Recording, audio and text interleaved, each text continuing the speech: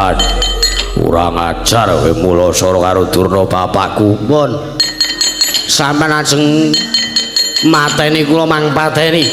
Pun kula manut nek sampeyan nek sing arep mateni kula Begawan Durna kula moh. Pun kula mang pateni ning nganggo lading sing landhep. Lah apa?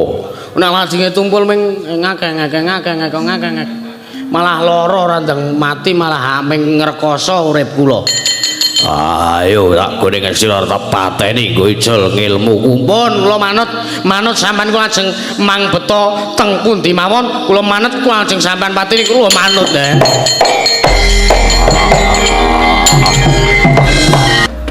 matur sembah nuwun. Pun kula tampi salajenge pripun kula niki diuber-uber kalih wong Ngastina. Nek kula bali teng omah kanthi kanan kula kaya ngeten kula mengke dipateni. Mboya usah matur Petruk. Kita bakal ulun dandani. Sak banjure kita kudu ngapokke pangkarte wong Ngastina. Nggih, kula manut ajeng sampean dandani napa mawon. Kula manut pukulun marata diagi sawangen.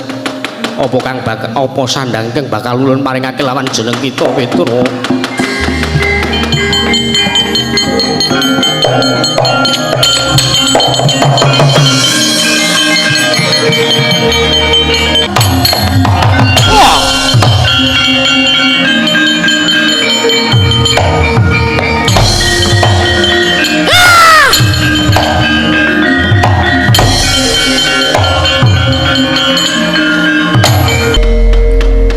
Saudara Durna bapakku apa? Piye? Apa isih walang ati? Apa kowe isih tida-tida kowe isih ragu? Panakawan kuwi ora ana pengaruhe apa-apa nek dipateni. Nanging Panakawan kuwi gedhe labuhane tumrap Werkudara. Apa ya bakale kelakon Panakawan kuwi nglabuhi karo aku? Teko aku gelem mateni karo Panakawan. Wah, jan repot Werkudara repot.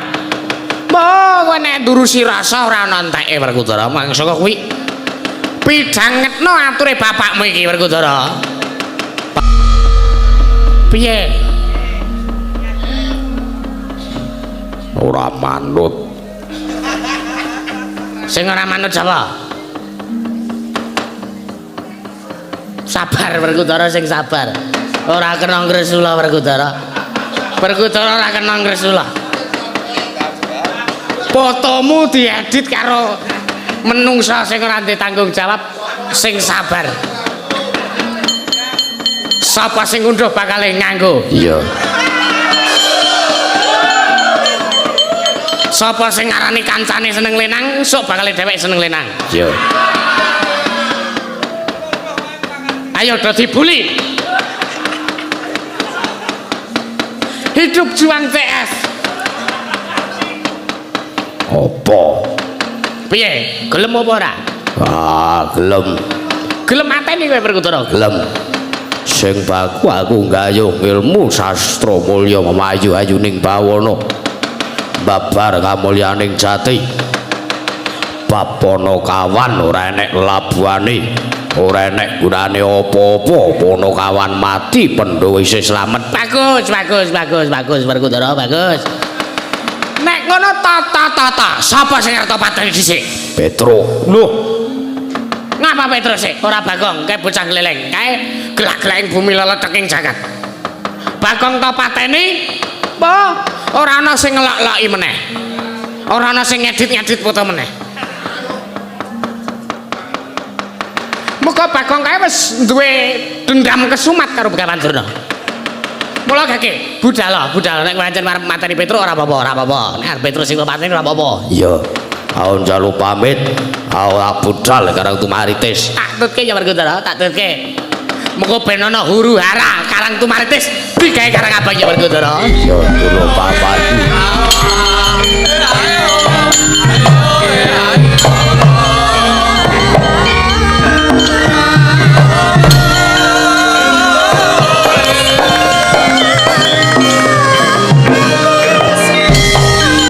Musenggal aning madyane ngelincak kajeng nangka campur maoni nalika semanten kadhening sang garwa Dewi Purantawati nyawisaken daharan miwah unjukan arupi teh celup gula batu campur kopi mewah nyamikan inggih menika pun tela goreng kalian ganduleng mewah sampun kacawisaken inggih menika ses karmenanipun Kilurah Petruk Kantrong Bolong inggih menika alastu sehat tentrem mewah pipa once saking gading rikala semanten ingkang garwa Sang Dewi Purantawati namung nengga sabda pangandika saking Sang Kilurah Petruk Kantrong Bolong awit rumaos wonten bab ingkang aneh-aneh kocaping mangke nyaket piswanipun Sang Dewi Purantawati mangsanipun Sang Kilurah Petruk Kantrong Bolong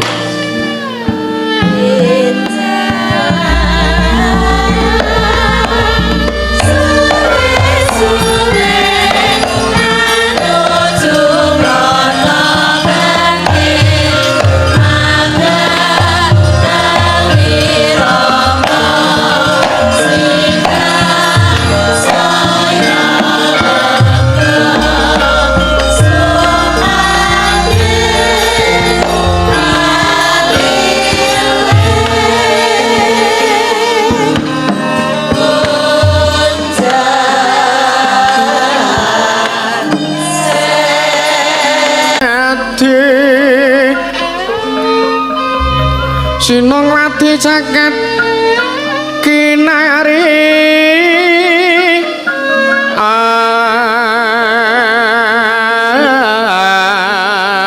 among mbak lumembak ombak ing samudra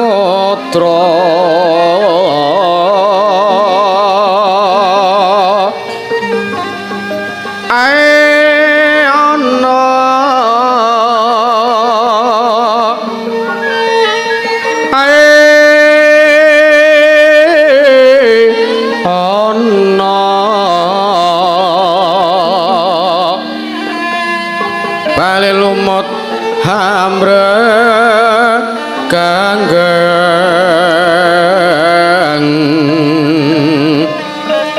awita denjeng-denjengan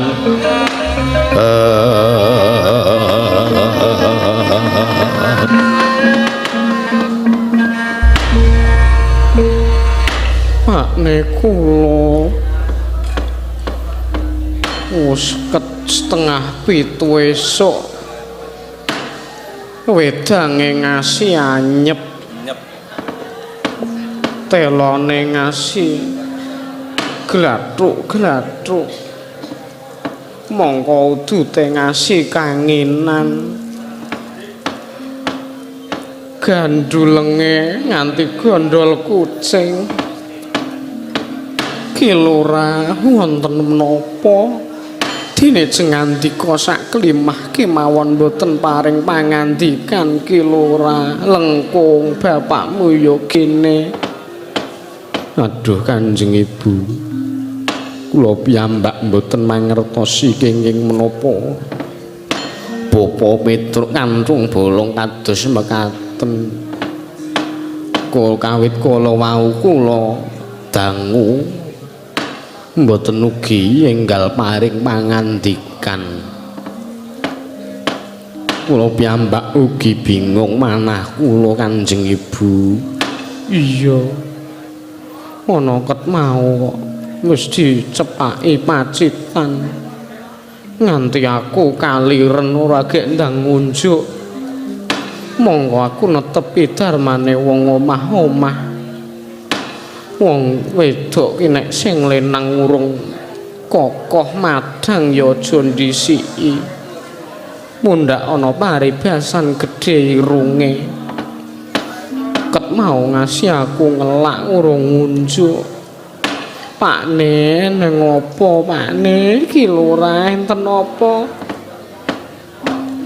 Panjenengan kok kendel mawon kawit wau mung ngalamun kedhep mboten ming jegegrek lingguh lenggahan mboten paring pangandikan napa-napa napa kula ya arep dikaya ngenekke terus kula niku paling ora iso nek dinengke kula niku paling mboten saged menawi dipun cuweke teko panjenengan kendel mawon boten paring pangandikan nek ngaten kula saged kesah kula iso lunga golek wong lenang liya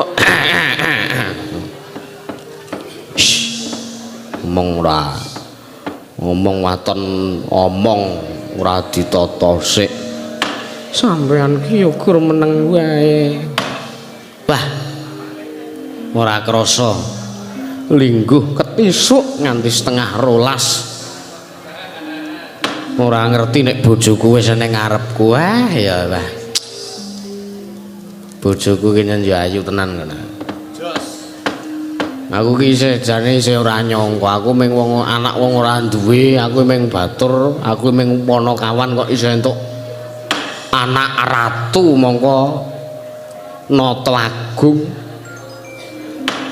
maratuwaku sinuwun Kresna ya alhamdulillah tak syukuri ngatasé aku wong elek kaya ngene enek wong wedok sing gelem karo Petruk mongko ayune ora sebaene Purantawati wonten dawuh wo lengkung ya teka to inggih wong mengisuk sing jeluki ya jenengan kok mosok inggih kesupen wah iki aku bingung iki lho nggagas sing tak pikir iki aku bingung panjenengan menggalih napa kosek upamane aku ketemu letong ning dalan aku bingung aku arep mandeg apa aku arep bali sebabipun menapa nek aku mandeg engko diloki ana letong kok tunggoki semlang jipuk nguwong apa kepiye lajeng menawi bali nek bali engko dikira aku ipuk piring letong mana tak nggo apa ora kuwi sing arep tak aturke ora kuwi sing arep tak omongke karo bojoku Cahayu bojoku sayang bojoku tercinta ning anane aku nglumpukke keluargaku iki ya mung aku arep ngrembug perkara impen sing lagi wae mau bengi tak rasake biyung-biyung ana guru ngrembug perkara impen ngasih bojo dinengke ora lho impenku iki ya ngembet marang karaharjanmu marang karaharjane anakku Lengkung marang karaharjane Petruk Kantong Bolong yo bojomu iki mergo aku ki ngrumangsa harta yang paling berharga adalah keluarga. Lah nek aku ngasih kelangan keluargaku, mengko kepiye leh kowe arep nyambung urip? Mengko nuwun sewu siji wong wedok sing gelem karo Petruk sing wujudane kaya ngene. Mula kuwi Purantawati. Anane aku nek kene iki mung arep ngrembug bab impenku Cahayu. Ngono impene kok dirembug mbok inggih sampun impen menika namung kembangipun tiyang apa kowe kaget wonten barang mabur barang mabur kok kaget inggih nyuwun pangapunten wong ngimpi menika namung kembange wong turu kok dirembug banget kanggo cah milenial kaya kowe ra mudeng tafsir mimpi apa kuwi kowe wis ora percaya. Angger wong muni takon impen tok arane musyrik. Angger wong muni takon impen kuwi iki werdine apa tok arane percaya dukun. Ora kuwi ora. Mergo pancen impen kuwi kaperang dadi telu. Siji Tityani, Gandayani lan Puspa Tajem. Brontowati nguncalke apa? Mboten. Ora sopan mbok yo dinehne kaya. Mboten. Ora.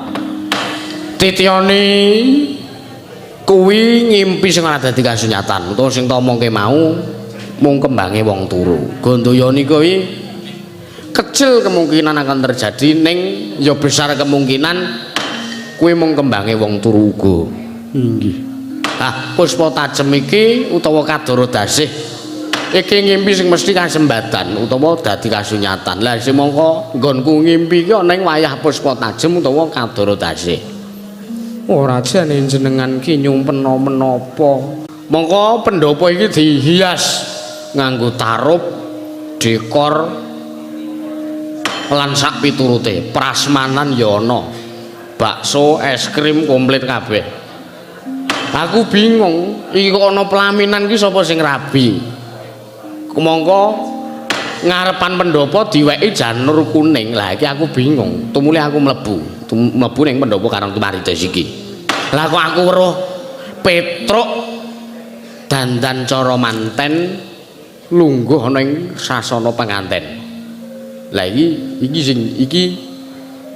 sing marahi aku ora tentrem iki. Sebabipun kados pundi?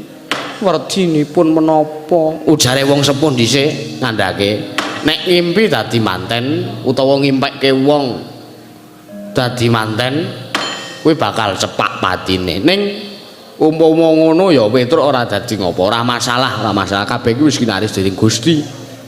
Ning sing aneh-aneh iki lho Brontowati. Aku roh awakku dadi manten kuwi ora ana temantene wedok, ateges mung temanten kakung tok. Pinanganten putrine ora ana. Ane misale ana temanten putrine ya ateges nggonku bakal sepak patiku ki saka panguwasaning Gusti. Ning nek ora ana temanten putrine iki ateges ana wong sing arep njangka karo patine Petruk kan rong bolong. Ah ngono saka kuwi sing marahi aku ora tentrem ki mergo ana wong sing arep njangka patiku. Nek alami ngono ora masalah. Ning arep dipateni aku paling ngemo, aku paling wegah. Jane cara nek dipikira ki malah matine wong sing dipateni kuwi apik. Ning ngosik aja waton nglakoni. Mung bab perkara impen gagas banget. Cara kula inggih mbok sampun maido karo aku. Maido. Aku ki ya wis suwe nglakoni mitu wong ngene iki wis suwe. Yo nek diomongke Petruk kuwi dukun ora, Petruk kuwi kiai ora. Ning aku ya tau dikondangke wong pinter mergo aku tau gawe produkku kuwi mau ajaib. Iso nggedhekke barang cilik. Niku napa? Potensio Niku napa? Aku ngiler wong mangan martabak. Turai ta. Potensio ki nggon power kae nek diplinter kan suarane iso dadi gedhe. Ah, sing tak maksud gedhekke barang cilik ki kuwi. Ora kok lengo kura-kura ki njur ora. Inggih. Ora, mula kang saka kuwi Brontowati. Aku ki bingung. Aku penasaran. Sapa kira-kira sing arep mateni karo aku? Ngono lho, mula kang saka kuwi aku nglupuke karo kowe. Kepiye carane ngerteni sapa wong sing arep mateni karo Petruk? Mbok kuwi wong terdekat, mbok kuwi wong saka adoh, barang ora ketok utawa apa? Aku ki bingung Brontowati. Wanodya utama ngambar arum sang kusuma ya talmawur madu bronto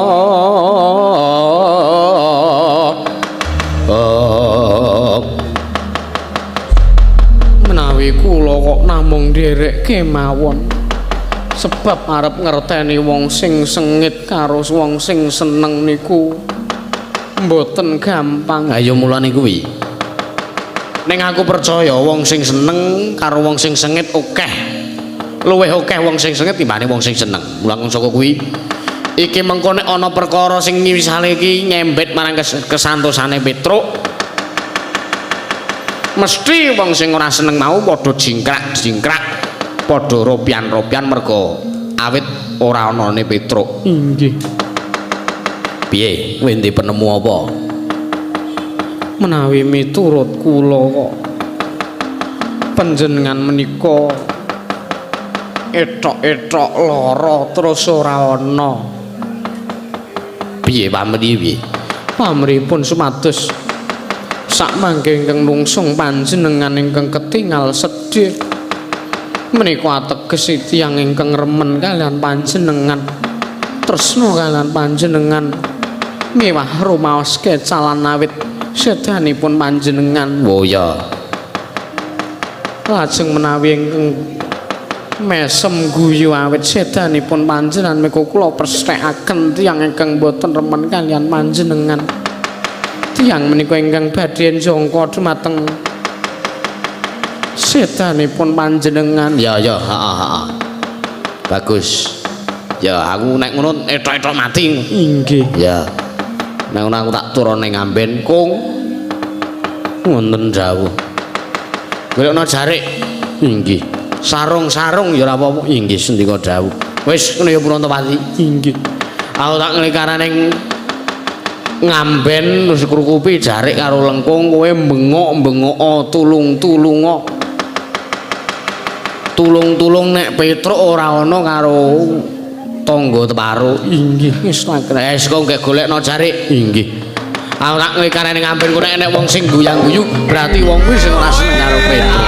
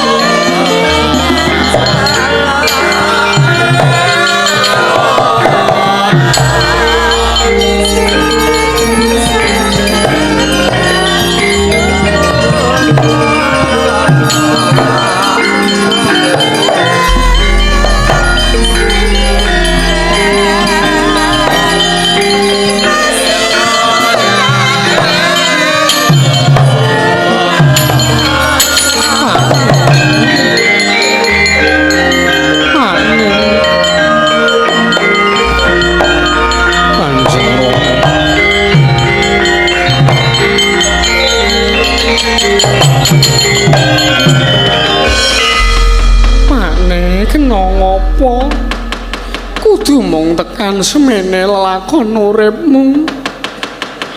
Mane kula mboten saged gesang wonten ing Madyapada. Menawi mboten sesandingan kalian panjenengan Kanjeng Rama.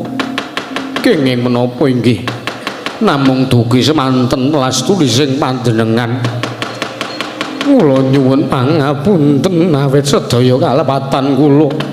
Nanging kula mboten badhe saged gesang wonten ing Madyapada.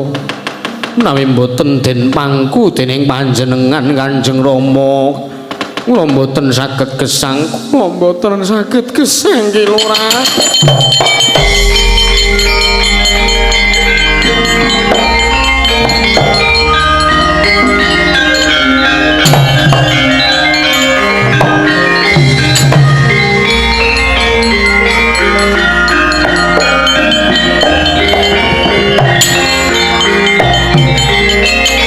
Maya wisanggeni maya Wisnu Pradenta Om wisanggeni maya Wisnu Pradenta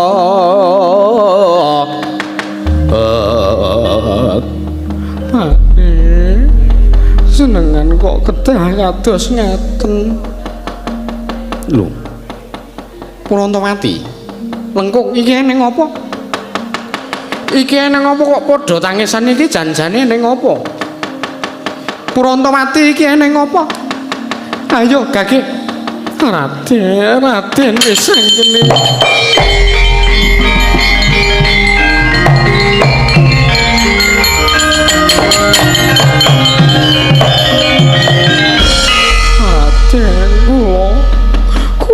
kedah kados pundi? Kula kedah kados pundi menawi kawontenan kula sampun kados mekaten. Ora to engko sik. Engko sik. Eneng apa iki jane eneng apa kok do tangisan iki eneng apa? Rikala semanten Ki Lurah Petruk menika nembe lelenggan. Tumunten ngunjuk toya, tumuli keselak. Alaing sak mangke dumugi ning seda. Petruk mati. Inggih, tenan apa ora? Inggih, estu. Lah dalah, lah kok mung tekan semene.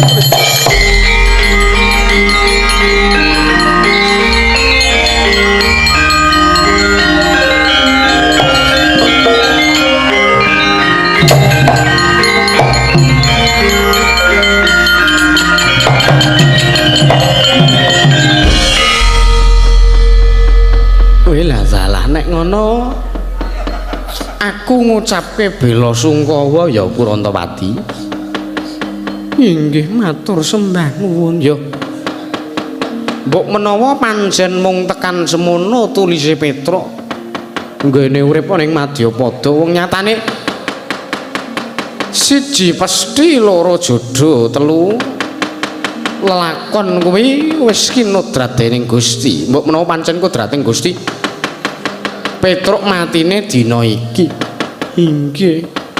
Wis ora apa-apa. Ora apa-apa, ora usah ditangisi. Ora usah digetuni-getuni kok wong wis mati. Kula tasih tresna kalian Ki Lurah Petruk. Wis to.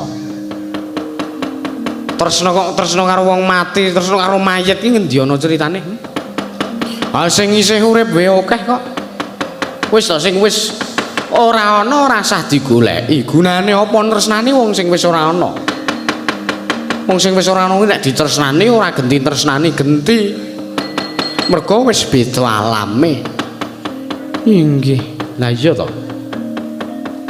Lah kepiye kira-kira kowe wis duwe gagasan, kira-kira kowe wis duwe iguh partikel kowe arep nggonmu kepiye kahananmu lehmu arep nyambung urip, nyambung gesang kados pundi lho. Apa kowe arep dadi randha? Apa kowe arep rabi meneh kepiye? Eman-eman nek kowe randha mongko kowe iki isih nom tur kowe iki ya ayu. Rambutmu iki lho piye? Pok cat barang. Lah nek kowe dadi randhamu ndak mengko ya gur mbebayani kahanane mung anakmu lengkung iki ya isih enom. Isih cilik umure iki ibarate lagi sak umur jagung. Mbutuhke probiya nggo neruske sekolah. Nek kowe ngrandha ora ya mesake karo kahanane anakmu. Inggih kula menika tasih bingung. Antawisipun kula badhe gesang kados mekaten menapa badhe nyambung tresna kaliyan tiyang kakung sanes malih. Ngene wae. Kados pundi? Gandeng aku kira ya urung rabi to. Tur kowe iki isih nom, aku ya isih mudha tumaruna. Tur kowe iki ayu nek diitung bagus, bagus aku karo Petruk. Inggih. Saiki upama nek kowe tak rabi ngono wae piye? Kula namung gumantung kaliyan anak kula pun Lengkung Kusuma. Inggih. Kula inggih namung rumaja kaliyan menapa ingkang dipun pikajengaken dening Kanjeng Ibu, nanging menawi jengandika Raden Wisanggeni badhe dhaup kaliyan ibu kula miturut kula inggih tidak apa-apa. Tidak apa-apa basamu kowe. Anake Petruk keturunan sok dadi dagelan inggih. Kula namung nderek. Piye Kurantawati anakmu gelem? Upamane kowe tak rabi anakmu Lengkung mung kari manut. Piye? Kira-kira kowe gelem apa ora?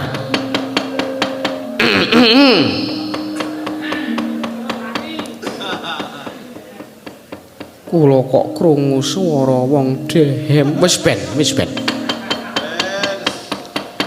Sing jeneng wong mati kuwi nek urung 40 dina sukmane urung lunga saka omah kadang kala isih sok ngetok ana ing sak indenge omah malah kepara suarane sok nyuwara. Inggih. Aja.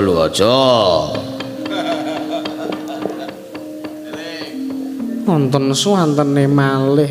Wis ben Brantawati tokno. Wong kuwi bangsane Jim kuwi udu Petruk. Kuwi mung Jim sing nalika uripe Petruk ngampingi karo uripe Petruk. Inggih. Piye gelem ora? Tak arabeni gelem ora? Ayo. Dipetung sugih aku ki ya sugih. Petruk ki sugih, lemahe pirang-pirang. Nek bab perkara bondo derajat pangkat Mas Cesaraja Brana aku duwe. Kowe nek karo Petruk amung dadi wong tani to, eman-eman kulitmu putihe kaya ngene, glowinge kaya ngene kok.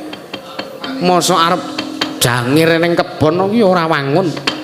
Wong wedok ayu ki ya wangune masake ning omah wae. Dandan nyenengke wong lenang. Ayo. Parah tenan iki wajan wis. Monggo aku isih ingin inggih kula purun. Ayo nek ngono gari golek dina nentokke kapan aku karo kowe rabi ya Brantawati. Ayo aja dikapak-kapake bojoku.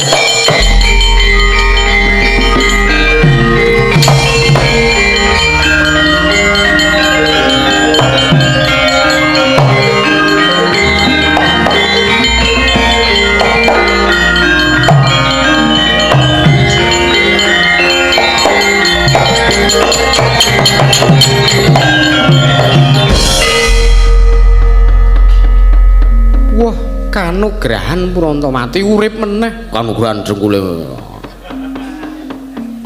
Ngerti kene ketok mati iki ngetes kok malah bojone arep diarah. Kowe iki ya senengane ora? Pira-pira bojone dalam bahaya iki ngewangi malah arep rabi karo wong liya. Nyuwun pangapunten. Ora njuk ngapura ora. Kowe kok enthok-enthok mati iki ngopo kowe? Sing kok tak mengke kula critani. Brantawati mlebu. Langkung mlebu ning kamar. Dolanan HP wae. Inggih.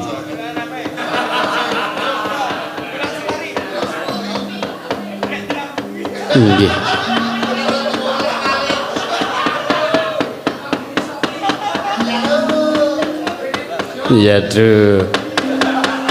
Yadro. Serawungmu kok edan-edan mlebu ning kamar. Inggih.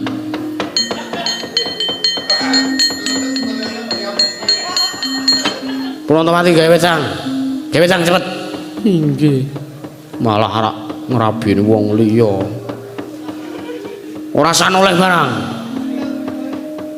Inggih. Ono masak ono. Ono ayam sekilo aku mau tuku nang pasar. Malah senengane ora. Piye Petruk kanane kok kaya ngene? Ah nggih. Kula niku ngipi. Kula ki ngerti Petruk dandan cara manten mongko ora ana temantene putri. Lah niki lak ateges enten sing ajeng jangka kalih pati kula to.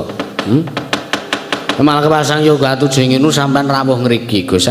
Kula nyuwun senjata pitulung. Kula nyuwun senjata pitulung sapa sing arep njangka karo patine Petruk. Mbok menawi sak mangke jenengan saged mangertosi, nggih pun kula ikhlas pasrah lahir batin. Kula mung penasaran kok Gus. Kowe njaluk tulung kowe arep ngerti sapa sing arep njangka matimu nggih. Mengko dhisik tak sawangi ya Petruk. Nggih. Tan samar pamoring sukma sinukmaya. Sinukmaya winahya ing sepi sinimpen telenging kalbu. Pambukane marana saren. Pancen bener wong iki mau arep njangka karo kowe. Wah. Ning gone wong iki mau arep njangka patimu. Iki ora saka karepe pribadi. Lah sing sinten?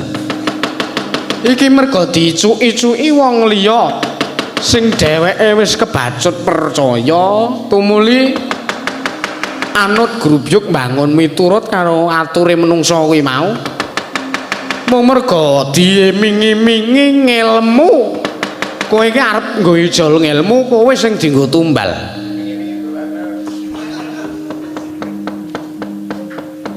wedan lah kok iso kaya ngono kanane layak to layak wingi sekesuk ledo gocek ora karo-karuan bareng tekan panggung kelekus ngono ki mesti tak titeni kok pokoke anggere saurunge munggah kae iki le jolok-lokan nganti guyu kepesing-pesing lak titeni tekan panggung mesti kijing miring kuwi dadi pelok niki ngapus ngene lah sinten niku wonge ora liya ya kuwi Bapak Werkudara ing Jodipati Ndara Werkudara Jogopati kula iya ha kok iso tekani semono mergo diiming-imingi ngelmu karo Durna diiming-imingi ngelmu ya kuwi janjane ngelmu kuwi ora ana tumuli percaya syaraté gayung ngelmu kuwi kudu mateni karo kowe tumbale kudu kowe Bapak Werkudara kena panggendame Begawan Durna mula saiki ndak sawang saka peninggal batinku Bapak Werkudara rene goleki kowe karo Simbah Durna truk lah kok kaya ngono kahanane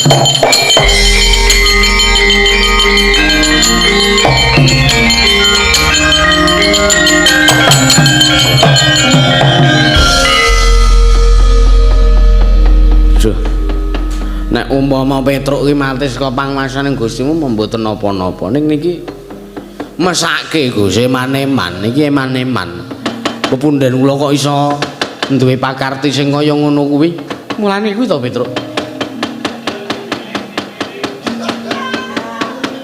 njur aku kok kono apa nggih pripun carane men kula niku slameten pripun carane men kula ora sida dipateni karo Ndara Werkudara oh kowe pengen slamet uripmu ngono to nggih piye yo oh ngene bae kowe ndek pusaka ampuh to napa niki napa udu kowe rak duwe petel nggih tak ngilih petel mung siji arep disilih ngono ora bali petelku tak ijoli petel 40 cacah nggono tuwi gondolmu kuwi men ora kene nyilih petele alah mung siji lho Gus asine ora kesuwen nggih sik enteni teng mriki niki petel kok wernane kaya ngono niki kecemplung ngene ember cat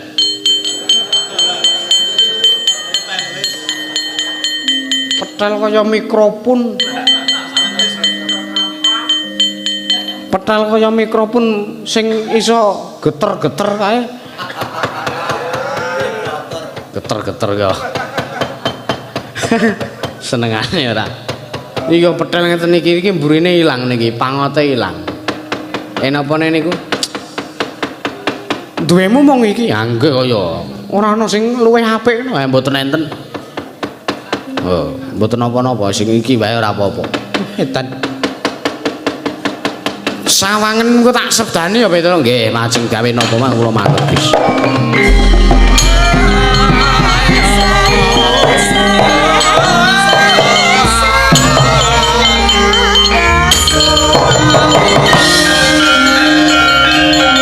Bos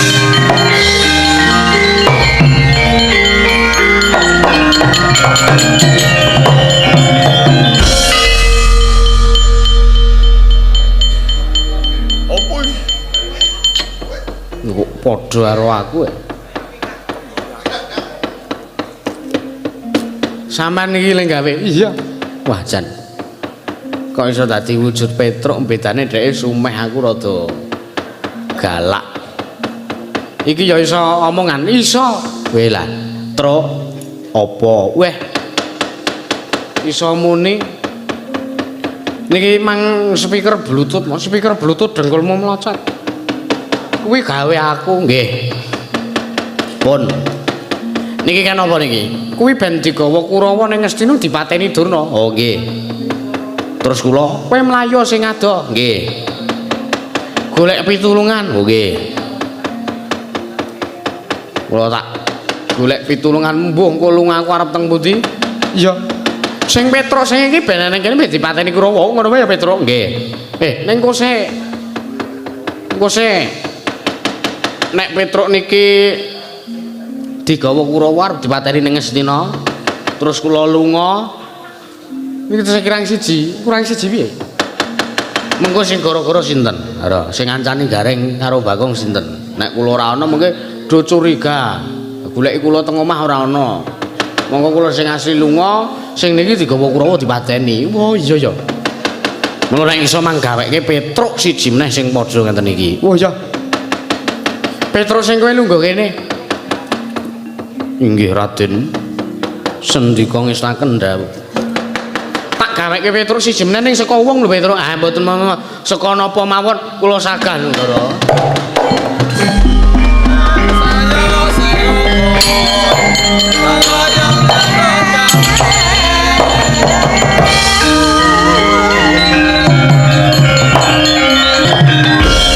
Lamun katututan lamun mangsa prawira digdaya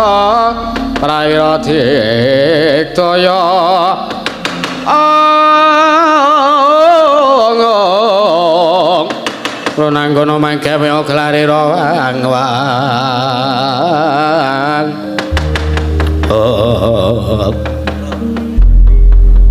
Ngopo ini? Kaget tau ana aji pamling sing njeluki karo aku tak buka kok adikku wis anggeni ning apa kowe gelem nulungi Petruk ora? Petruk ngapa? Petruk arep dijangka patine terus nah iki aku gawe Petruk loro sing siji men Petruk sing sejati lunga sing siji men dipateni karo wong sing arep mateni Petruk. Terus aku tak dadi Petruk. Lho, kon ngopo aku? Goro-goro karo Bagong karo Gareng. Antemi lho ini. Aku ki wong ora iso gojek, aku ki ora iso guyon, wong aku ki ora iso nembang apa-apa kok. Tok dadi Petruk ki nganggo aku diurak penonton. Ora. Wis kowe manut aku. Ya. Kowe tak dadekke Petruk ya? Ya. Ora jane sing arep mateni Petruk ki sapa? Satria Anjadipati Raden Werkudara cangkeme. Bapakku, Bapak Werkudara ngono ora Raden Satria Anjadipati barang. Wis kowe ngempet ambekan. Ya. Meneng ya, Kang. Ngempet ambekan. Kowe nek tak dadekke Petruk kowe gara-gara karo Bagong karo Gareng. Iki arep tiru-tiru Bagong ki ora. Ku dadekke Petruk dari wae ora usah kakane nganggo. Ngempet ambekan ya wis aku manut karepmu ni.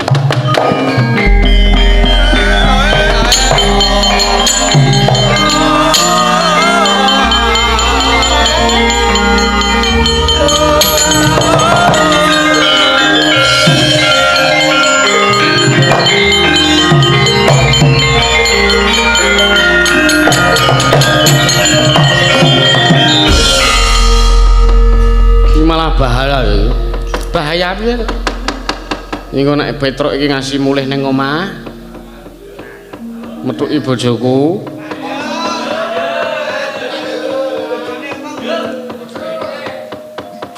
Ora ya truk aku kuwi ora iso nafsu kuwi. Ah sampean ki apa nyatane wedokan pirang-pirang sampean gendrak kabeh. Ora. Ora ya truk iki ora. Mau karo bojomu silasmu ora. Sampeyan awas nek mulih ngomah ora aku wis goro-goro. Aku melu goro-goro karo Gareng karo Petruk wae. Ngono ya Kang Antasena? Ya. Kowe coba saiki nirokno Petruk Ngeten iki.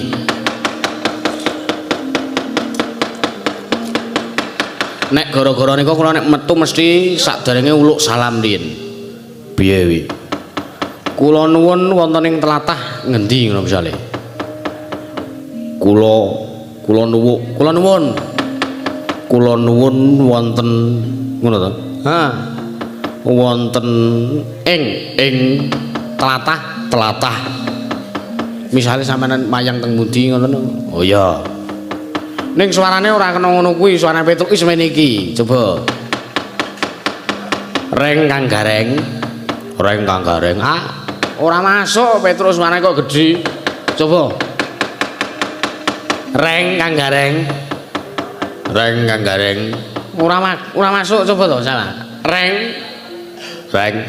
Coba ngene wae. Nek wae. Reng kang gareng wis padha durung. Ah wis ngono ora apa-apa ning wagu jane. Ora apa-apa. Sampeyan kok kudu iso sinom parijata. Waduh. Aku iki gender iki sing kaya ngopo ora ero ya, Truk, kowe kaya ngono ora. Wis pokoke niku sampeyan sing penting gara-gara karo Gareng karo Bagong. Ya. Mbok kepiye mengko arep kepiye kanane mus niku manut sampean. Ya. Ora aku ditutuki. Dudu ora apa-apa, sampean ku ora apa-apa. Oh iya. Pun ndara wis angkring ngatene nggih Den, matur nuwun. Iya. Kula tak lunga slak niki Ndara Werkudara. Rawuh ngriki mateni kula. Ayo wis lunga kono. Kakang Antasena kowe budal gara-gara. Iya nih aku njaluk pamit Raden Wisanggeni. Wis Petruk mlayu kono, mlayu sing adoh nggih. Nyuwun pamit nggih Gus.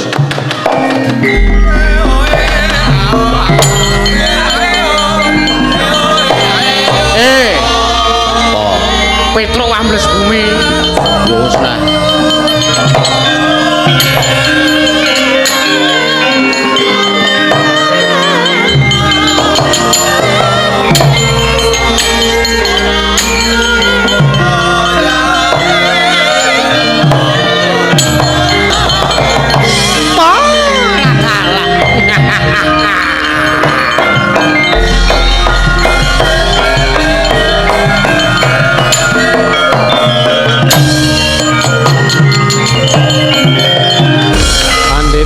Kinarya wangsit pindha kombang ngajaping tawang susah angin ngendi nggone Petruk kowe kok malang kerik ora tata krama karo aku ora tata krama ya Ben aduh sampean ki ya ngawur kula ki ra dosa karo sampean kula ora kleru karo sampean kok kula ajeng mangpateni lho kowe jebul wis ngerti lha ampun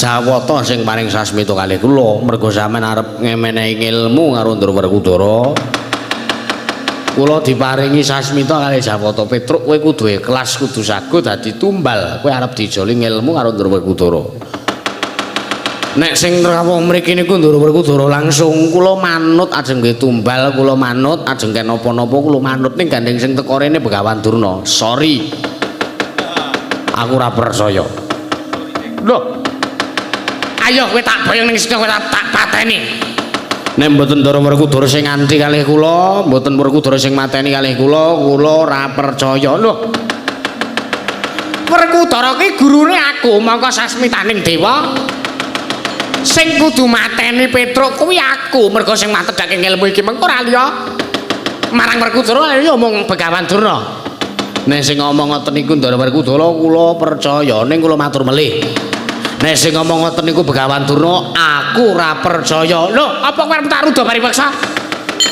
apa aku kudu ngruda paripeksa karo kowe ayo kowe gelem tak boyong ning Ngastina arep tak pateni dadi ijol ilmu nggone Werkudara bakal nggayuh ilmu sastra mulya memayu ayuning cantruk ayo wah ayo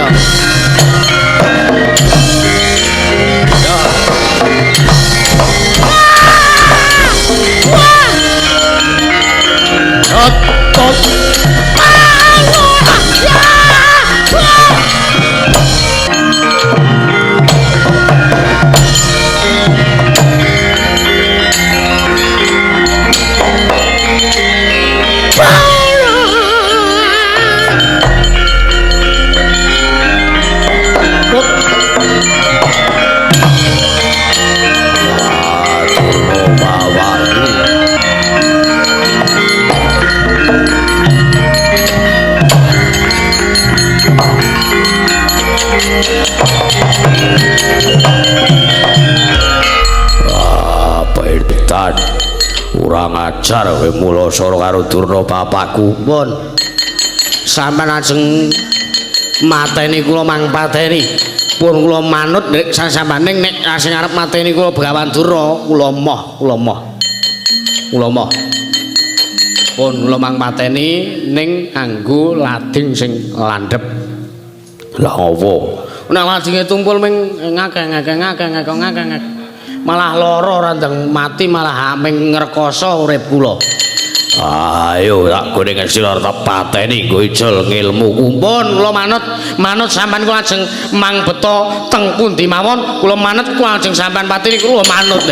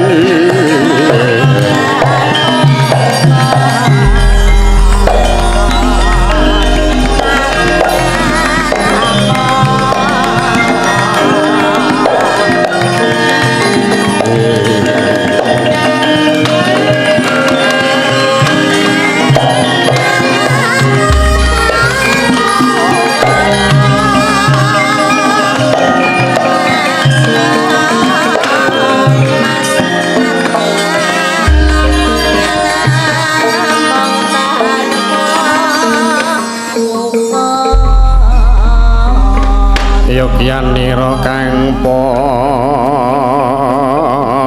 prajurit lamun bisa samya angu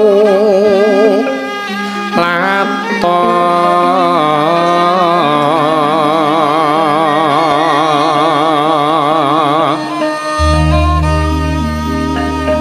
kadinguni caritane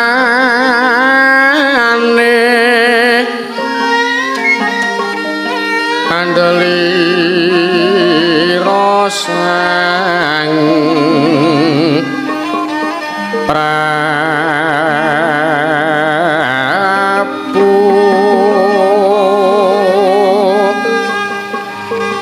sasra bawing mas mati aran pateh wondo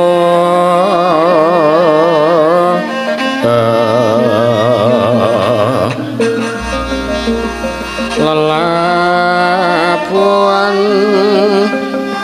nipun tan kinelong tri prakara guna kaya urane kang nuhani trah utama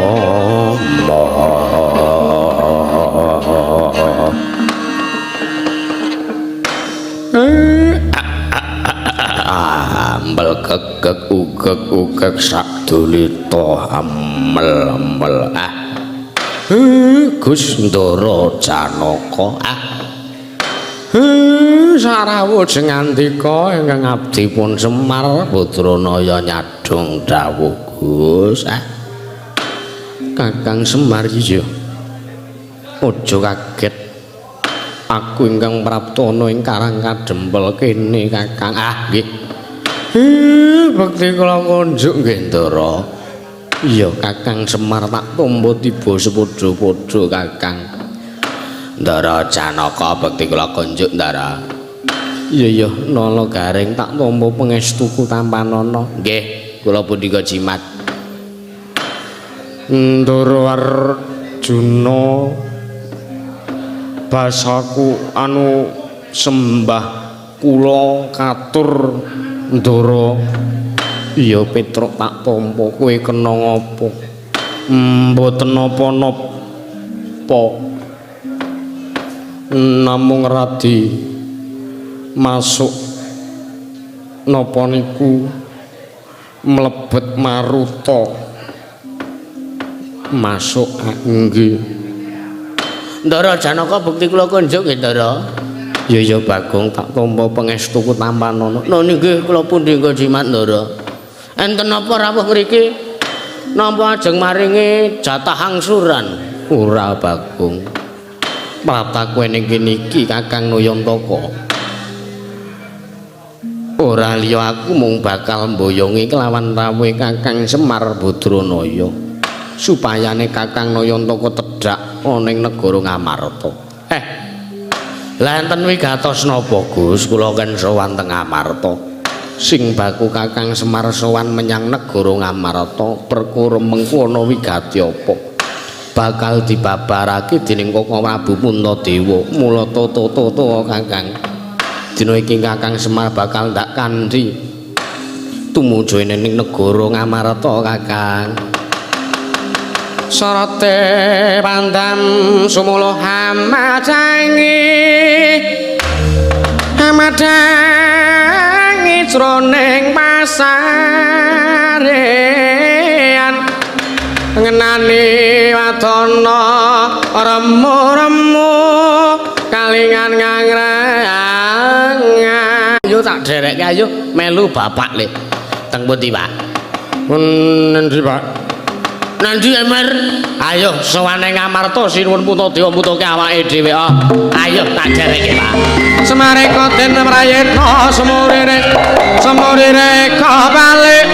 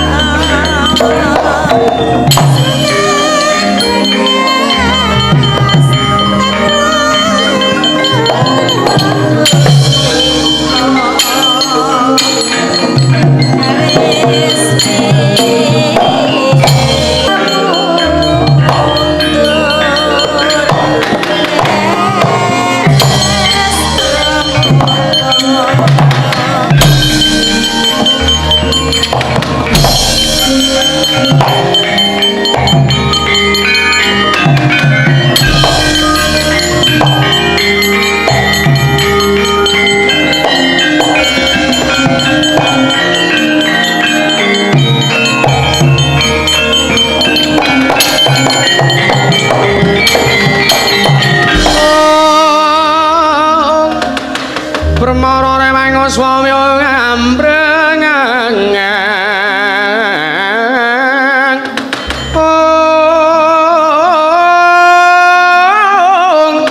kate karenaning kaswase yen ning marka hamalatgung tumiring sang gandha pastrat maca leng-leng lalu hangulade surya mangrang sang wayah bingung lek arep mlayu nendi mlayu rono jurang nek mlayu rono nggur ning Bali ning negara Ngamarta nek Bali cerak karo negara Ngastina nek aku konangan Petruk sing kae mau nggur Petruk etok-etokan ngoyak aku Lakon mateni Petruk sing asli. Apa ya ora ana pengayoman dewa. Jare Semar ki anak dewa, aku anake Semar kok dewa liyane ora ngewangi aku. Aku ki anak dewa ora diewangi karo dewa liyane. Ya wis ora apa-apa. Terima-terimake kahanane Petruk kaya ngene. Ya wis ora apa-apa. Aku kelungsu golek slamet. Mbok menawa pancen kudu dalane ngene aku nyambung urip ning tengah alas ora apa-apa wis ora apa-apa ya dlangening kalangyan agar wanda muncar tinon lir kekonang surum sara tetan badang ngantos paripurna dening Kilurah Petruk pasambatan rangsaning dewa ucap kacaru kadurungkasan tanggaping gati Sanjiwang Bathara menang midhanget pasambating Sang Kilurah Petruk kantong bolong sigra tumuk saking Dirgantara.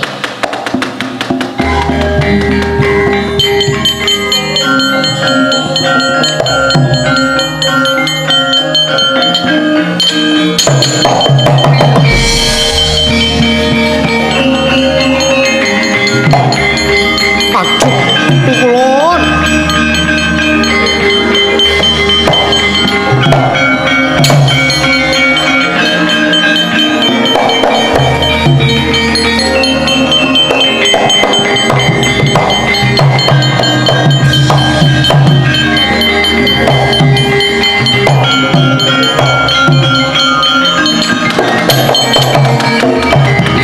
Seswa matur marang Risang Mahayogi sarwe prakatiparan karasaning Yangguti Pati Yogya sarining warna mboten nginten babar pisan wonten pitetahipun paduka Sanjiwang Pikulun Bathara Wenang Mas Rama sidam sekaring bawana langgeng. Iya. Petruk ulun ingkang tanggap kelawan napa kang dadi sasmita kita. Kita mboya usah kuwatir. Bab lalakon sing kita lakoni iki pancen kepara wis dikudrake dening Gusti. Lan kabeh iki mau lantaran kita lan pepunden kita ingkang kita mong ya kuwi sangjaning para Pandhawa wahyane nampa wahyu katenteman merga anane Semar ya Ismaya diboyong ning negara Ngamarta ora mung bakal disuwuni iku pratikel munggo kepiye nggone bakal ngrampungi pagebluk ya welake Jawata sing tumanduk ning negara Ngamarta nggih lajeng kula sakmenika kedah kados pundi Petruk wonten dawuh gandeng pancen ingkang dituju dening panguwasaning Dat Kamurwing Dat kita ingkang minangka dadi lantaran tumedhek wahyu katentreman marata diagi tampanana wujuding wahyu katentreman iki sartane kita ingkang duweni wewenang ngapokake marang pakartine wong-wong asina nggih ayem manah kula pukulun nggih matur sembah nuwun sameneika kula sampun sawega nampi wujuding wahyu katentreman iya Petruk nanging wanti-wanti ulun wahyu katentreman iki mung bakal dadi titipan ning raga kita ateges wahyu katentreman iki manjung ning jiwa raga kita mung sakmetara nggih mboten dados menapa ingkang baken ingkang nampi wahyu katentreman menika penpunden kula para Pandhawa bendoro-bendoro kula para Pandhawa iya marata diagi tampanana Petruk nggih kula sagah nampi wujuding wahyu katentreman pukulun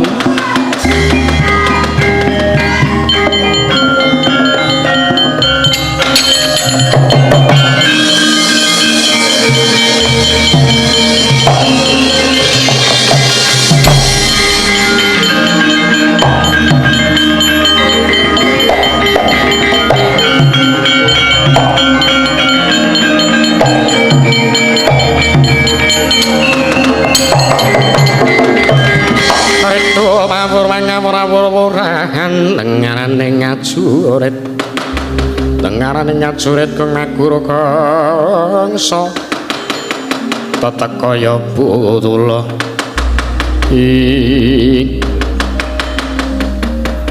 matur sembah nuwun pun kula tampi salajenge pripun kula niki diuber-uber kalih wong Astina nek kula bali teng omah kanthi kanan kula kaya ngeten kula mengke dipateni mbuya usah matur Petruk kita bakal ulun dandani sak banjure kita kudu ngapokke pangerti wong-wong Astina nggih kula manut ajeng sampean dandani napa mawon kula manut pukulun Marata Dyaki sawangen apa kang bakal apa sandang kang bakal ulun paringake lawan jeneng kita Petruk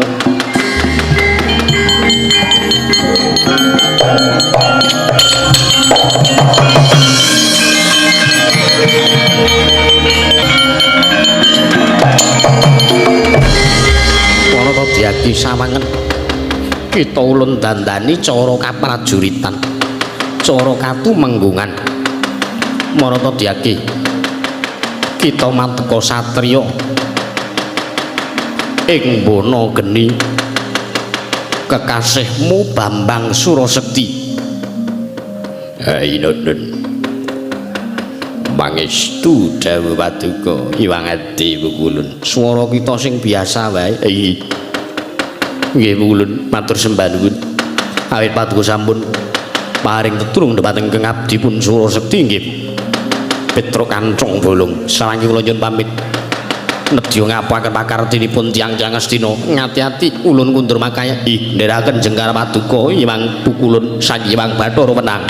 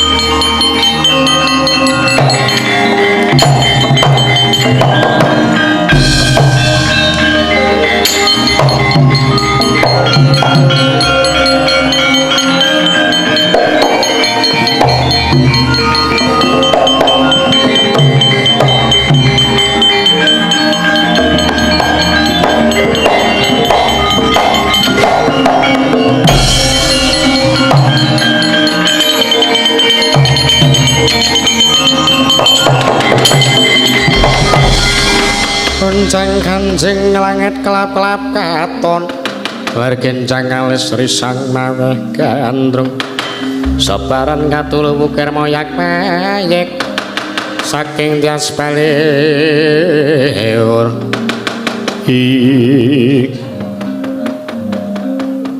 mutar kowe saiki kananmu Petruk kowe kelakon dadi Banten tumbal kuwi adikku Werkudara bakal ngentukke ngilmu ya kuwi kang aran sastra mulya memayu ayuning bawana babar kamulyane jati mutar tek aranmu sedaya nedya kula lampahi waton ndara-ndara kula sesembahan kula saged nampi triman kanugrahan saking kersanipun dat ingkang murwing dat yo Marata Dyaki toto lahir batin arep tak bleh arep tak pateni kuandamu tak aturake Sakyang Kula Rudra nggih pun nderek kersa paduka sinuwun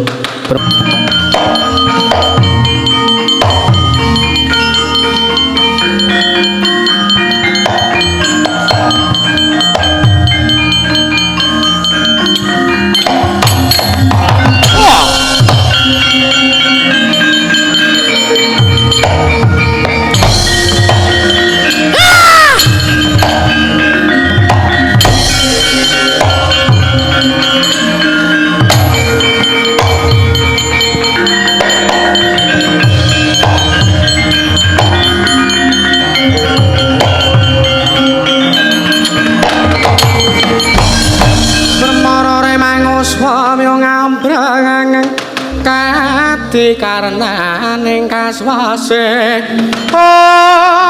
kayanan ning marga Mastrat Maja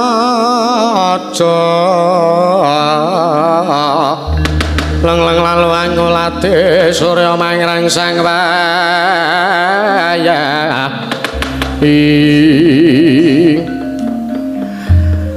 bersin Bu Guru. Kowe Guneman cara kepiye? Wonten salah satunggiling satriya. Iya. Aja kaget. Aku kang mrepake kelawan jeneng Polo. Petruk Kanjeng Dulu. Apik diwalik bareng, heeh. Nggih. Panjenengan sinten Raden? Sawangen. Aku Bambang Surasekti. Bambang Surasekti. Iya. Kowe sapa? Kula pun Petruk. Oh iya ding aku lali. Kok teko ngamuk punggung? Sawangen. Sawangen aku iki sapa? Jenengan sinten? Keparat kowe mbalelo karo aku. Aku kena juraganmu. Gagangmu wingi ilang. Juragan to iki.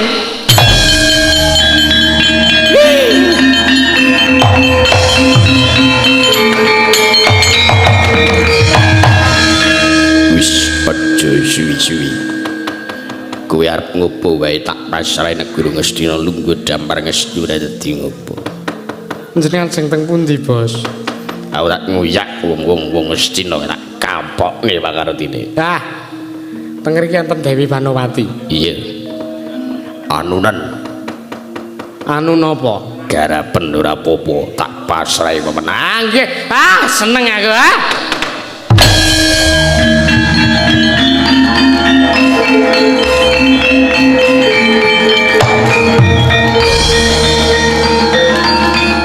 Matane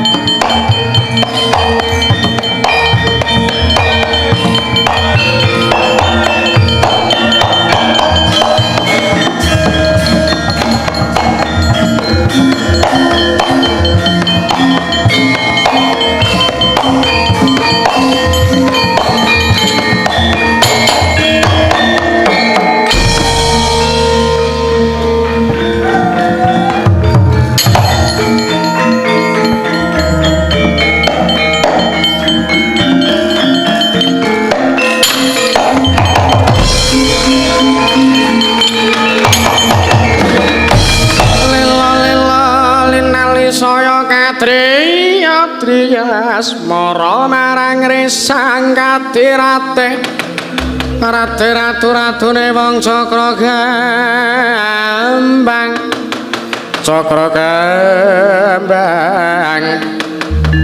Kembang Jaya Kusuma asih mring kawula sayang hus sakleme dhewe. Oh iya lali aku. Kowe turut kono ngapa Petro? Iki ya ketemu sandangane.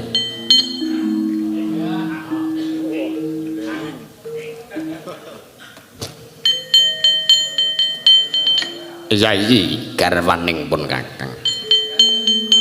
Topan aja edan pin. Ayo latena kawan berantaku Yayi. Yayi Banowati pun Kakang Nalindra Ngastina. Ayo latena berantaku Yayi Banowati. Aja edan kowe Petro.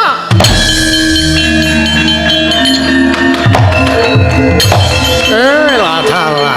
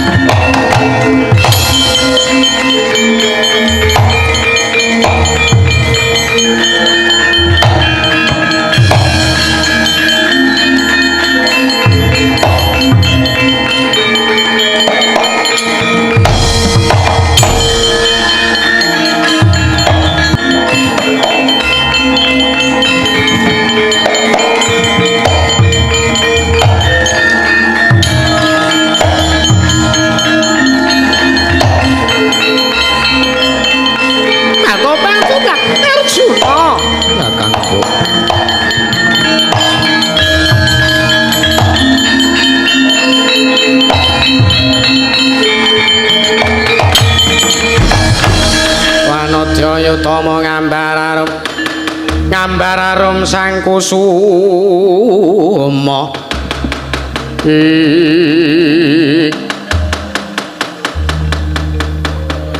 Kakang Mbok Banowati. Atopat. Iki kae menungsane.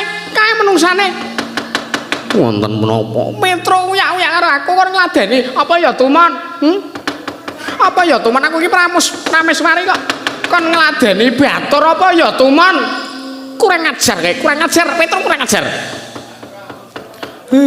Petro kowe ngapa Petro? Mboten Bapak. Kula ketuwa teng mriki. Ayo. Kowe ngopo? Ayo. Jujur kok, kowe ngopo? Kowe tumindak apa? Kowe nggonjak Dewi Banowati? Mboten Pak, sumpah mboten. Mbok demi apa? Demikian. Kowe wis duwe pakarti elek. Kowe jujur Petro, aku malah ora apa-apane nek kowe ngapusi ora gelem waloka, kowe ora gelem bloko. Kowe ngisin-isin ki jenenge wong tuwa, Truk. Apa Dik Bagong? Ngaku wae mbang tak buka kabeh wadimu. Aja Dik Bagong. Aja Tak buka wadimu kabeh. Kelakuanmu neng sinden-sinden lho kowe. Aja Dik Bagong. Aku tak milih jaipong wae Dik Bagong. Tenan nek kowe ora gelem ngaku tak buka wadimu. Neng sinden-sinden tak buka neng kabeh kancan selaras. Aku ngerti. Iya, aja ya Dik Bagong. Aja tenan aku wedi-wedi tenan Dik Bagong. Aku wedi-wedi tenan. Itu kowe ngaku malah ora apa-apa jane. Nek kowe ngapusi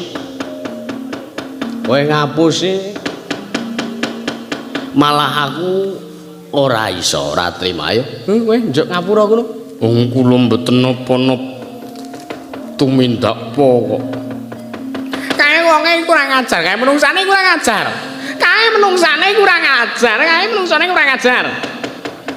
Petro nun maju rene. Nggih. Maju rene. Nggih. Petro kowe maju kok. Kowe ora gelem jujur saiki maju rono, maju. Kowe ora ditakoni ping-pingan. Inggih, Bapak. Wonten dawuh Pak Guru, wonten dawuh timbalen paduka. Kowe pakartimu kurang ajar. Wani nggonjak karo Kakang Mbok Banowati. Aduh. Kowe wis mulang sarak pakartimu. Kowe iki batur sing kepiye? Iya duh. Ayo. Njaluk ngapura apa ora? Kula mboten tumindak napa-napa. Ndara Janaka kula mboten tumindak napa-napa. Ayo. Saiki kowe ngaku wae kowe waloka, kowe bloko. Kula mboten tumindak napa-napa. Ayo kowe ora gelem bloko. Aduh, Apa kelakon kowe tak pateni? aduh ampun. Mengke nek kula dipateni mboten urip. Yo. Saiki bloko. Kowe muni yo. Kowe wis nggonjak karo Kakang Mbok Banowati. Arjuna aja kaya ngono ki Arjuna. Sorry.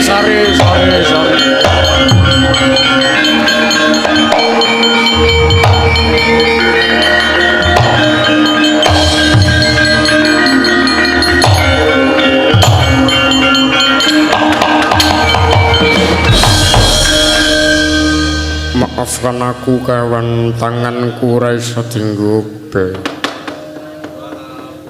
Malah senengane sok kaya ngono.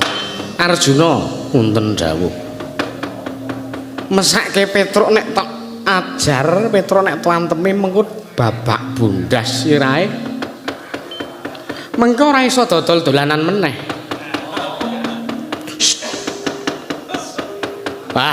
Sinuwandarawati iki tak omongi njur nggarapi Petruk. Nyai Ratu Banowati kula aturi kondur kemawon. Patupat. Niki menungsane sampun ganggu kula. Niki bocah sampun ngoyak kula. Menungsa ora tatanan iki keparat. Inggih, kula aturi kondur kemawon. Bab perkawis menika kula ingkang sagah ngrampungi inggih Kakang Prabu kula nyuwun sabiyantunipun Kakang Prabu inggih.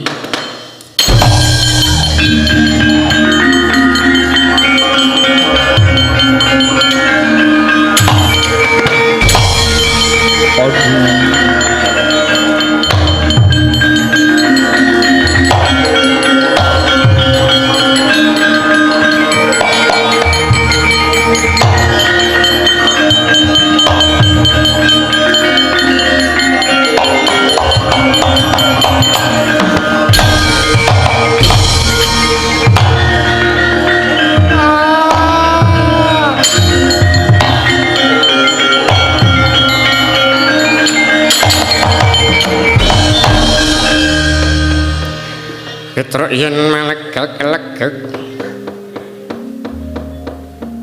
irungnya kang kaya sosis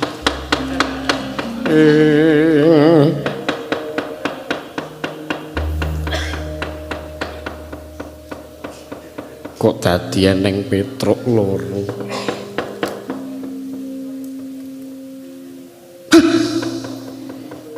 Rupane gilane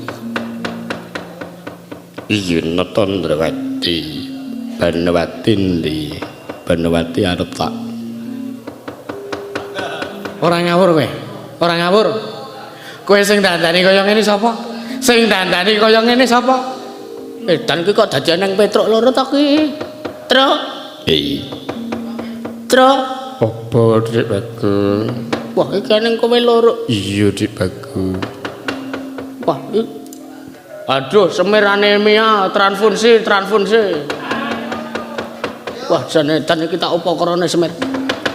Aku tadi kowe ditandani kaya ngene sing dandani sapa? Aku ora mangerten. Sing baku aku saiki golek Iban Wati ning ndi?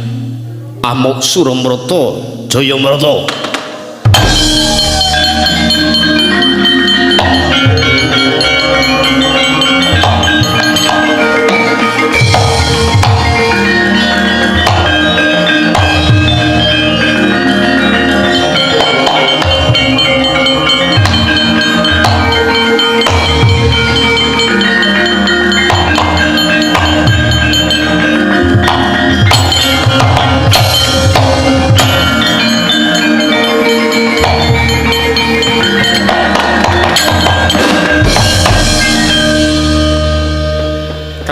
Gumulung ngrembak ing wadya ketekrole kakir-kiri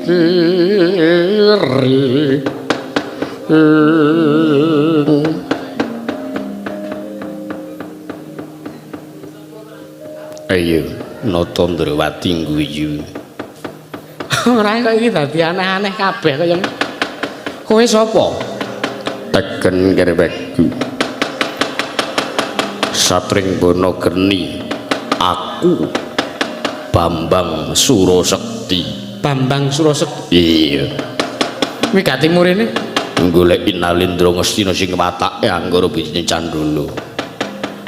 Candala sing watake Anggara Nalindra sing watak Anggara butine Candala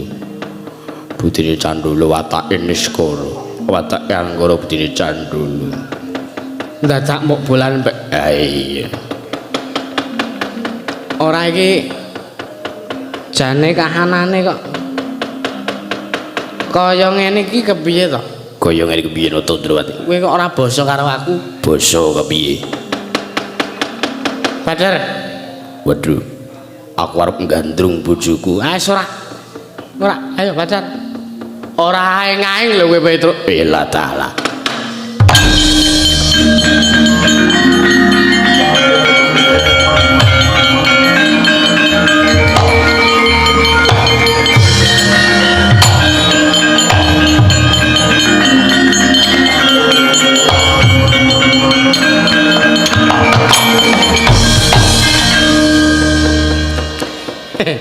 ngapunten enggak ya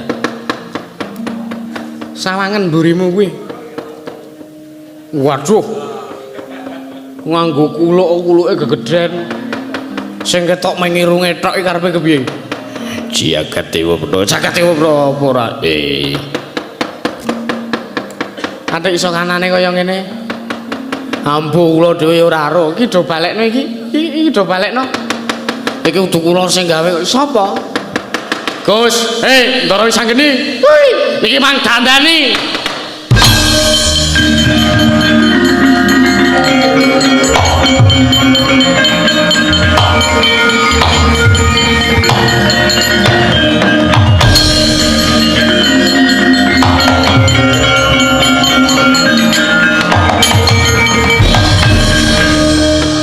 Ayo aku balekno. Aku kok dikon nembang lungeng gadung. Ora nembang ra bener. Aku balekno. Ayo aku balekno. Aku ora iso aku dadi Petruk ora iso. Aku ora iso ndagel, aku ora iso pambagi raja. Edan Wisanggeni balekno Wisang. Iya. Ora usah ngantemi kowe tak apa ya. Ayo aku balekno. Ayo aku balekno kaya wingi. Iya neng Kang. Iya.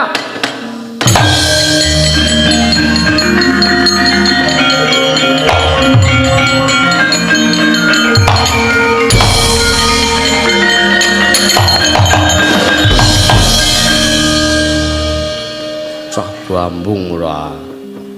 Kowe iki ya bambung. Iya, Dik. Aku to kon dadi Petruk. Wah, gembrobyos nih asli. Pisanan cedak sinden. Wah, lah kok ora ngira jebul semono ya.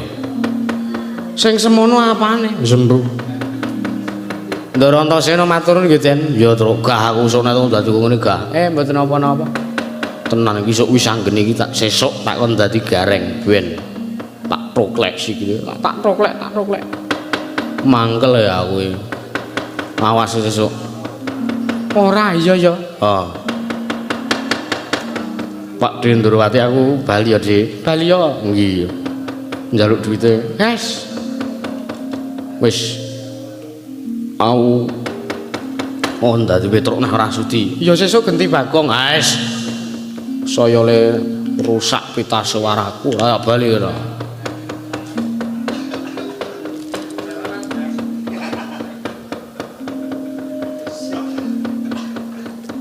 Mbok kula digaweke kanca wedok, Gus. Sing kaya sapa? Kaya niku lho kuwi. Men kuwi mulih ning omahe. Sing gaweane sampean men mulih teng omah kula. Senengane Wis ke.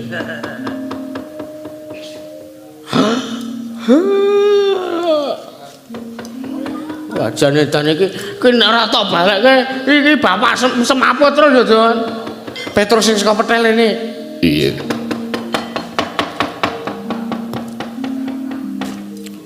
Ngedange aku nah. Ana dawuh mapa Raden Wisanggeni. Ayo bali. Bali wis rampung pakaryan. Ngestoke dawuhmu.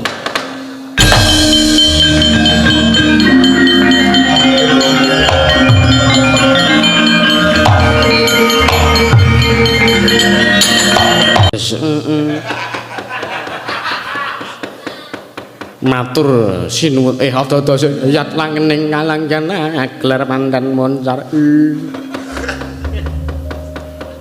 Kok edan to pun ketriye. Kula ajeng masrahke. Ajeng masrahke sik to Cah. Ajeng masrahke wahyu katentreman. Lho kowe sing ngeki sapa? Lho, pripun to? Nalikanipun kula melajar saking negaring mriki kula dipun panggihi kaliyan Iwang Pikulun Bathara Wenang tumenika dipun paringi wujuding anugrahan kang aran wahyu katentreman ngendikanipun Surana menika kinarya tentreming praja Ngamarta. Ya mara gage menehno iki Arjuna sing wenang nampa wujuding wahyu katentreman. Nggih Ndara Arjuna kula aturi nampi Den. Iya mengko banjur atune marang Kaka Prabu banjur diaturke ning sak bumi negara Ngamarta. Oh ngene ngaten langsung mawon. Dinten niki kula aturi nyekseni wahyu katentreman kula tedhaken wonten ing bumi Ngamarta inggih Ngendra Prasna Gus. Iya bagi tedhano Mitra.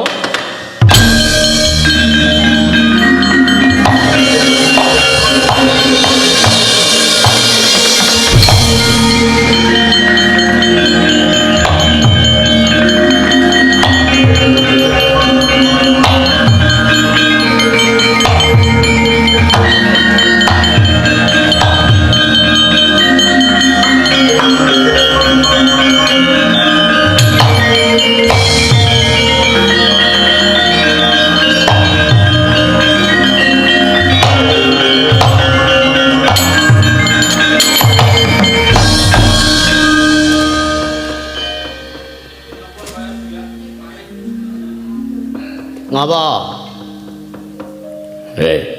Pripun?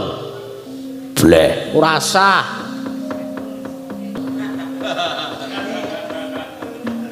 Pitulikur awake dhewe wayangan lho ya ben malam takbir wayangan malah apik.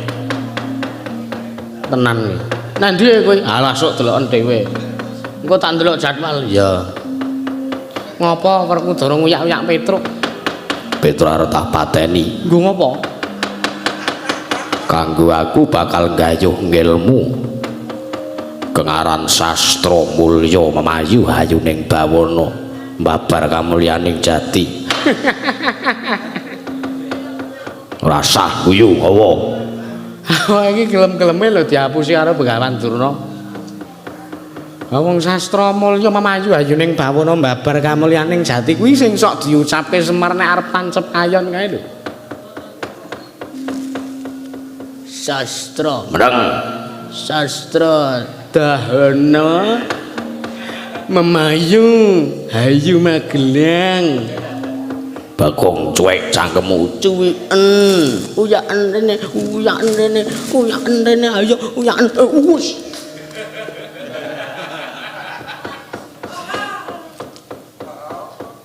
sastra Semar Cantruka sastra mulya sastra Jumena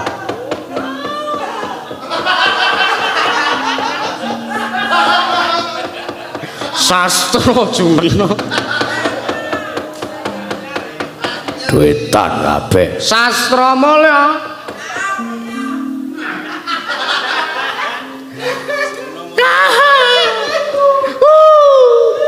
sastra mulya sastra Jumena memayu hayuning jum Petro Raitan sastra Jumena sastra Jumena sastra Jumena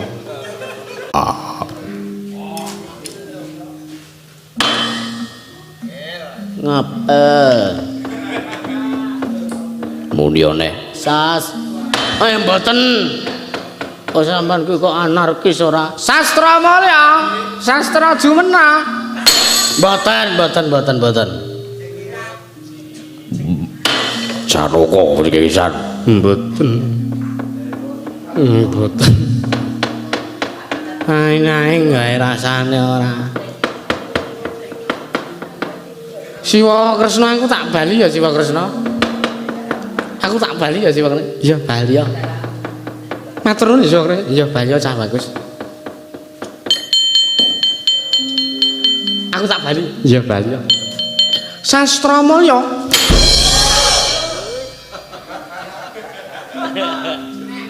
wah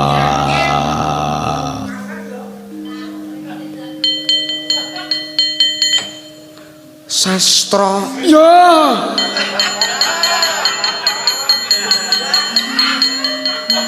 Werkudara Culna mulya sastra neh sastra ya Werkudara Culna Werkudara Culak Senjata Cakra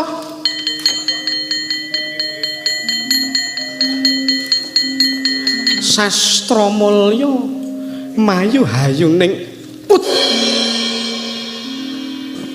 bawana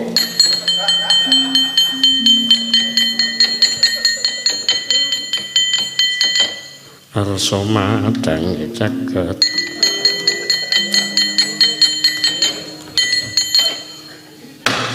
mboten wah su kabeh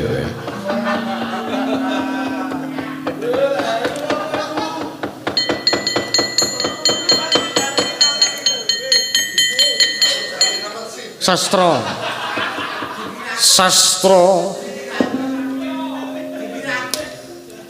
napa meneng cangkemmu nggih asa madange jagat tumungop paning sapuncahing ukir marap babang sumira tak datang kowe ne no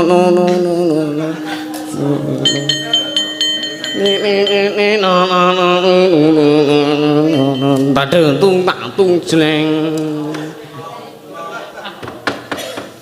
Ampun maripurna Gus. Ya.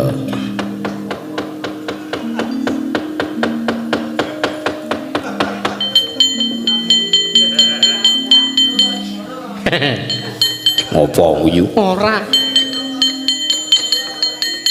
Makane sampean iku aja sok waton percaya. Ha. Durna iki mung wong trukmis kok ora. Sastra mulya. Petro. Mboten.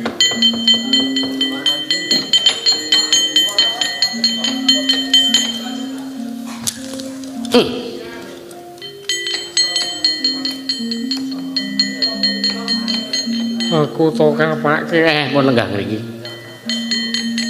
Mbon iki ajeng diwiwiti. Benake. Rawe dhewe.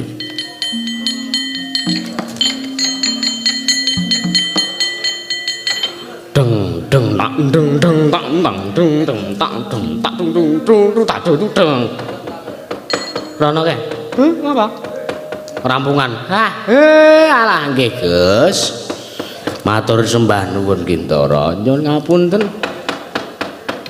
Sedaya menika kula namung pancen lelampahan ingkang sampun kinudrat dening panguwasaning Tat Kamur Wengtat. Iya Kakang Semar nggih.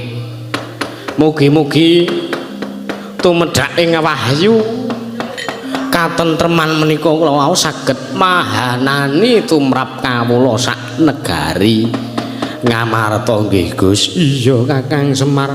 Matur sembah nuwun. Nyuwun pangapunten sedaya kalepatan kula. Bilih kathah ingkang ngladhaken kula gojekan wonten ing wekdal punika kula nyuwun sih samudra pangaksami. Cekal semanten atur kula Suradira jayaning Kang Retsuh brasta ulah tekaping Darmastuti Sastra Mulya Semar. Nggih. Mboten sida. Mboten sanganggo kuwi. Cekal semanten atur kula matur sembah nuwun nggih Gus. Mugi-mugi sak mengker kula sak rombongan warga ing tlatah Kalurahan Beji niki pinaringan rahayu wilujeng den ayomi dening pangeran panguwasaning Tat Kamur Wengtat Gus. Iya Kakang Semar. Salam budaya. Salam busana. Matur sembah nuwun sastra. Menawa. Nggih.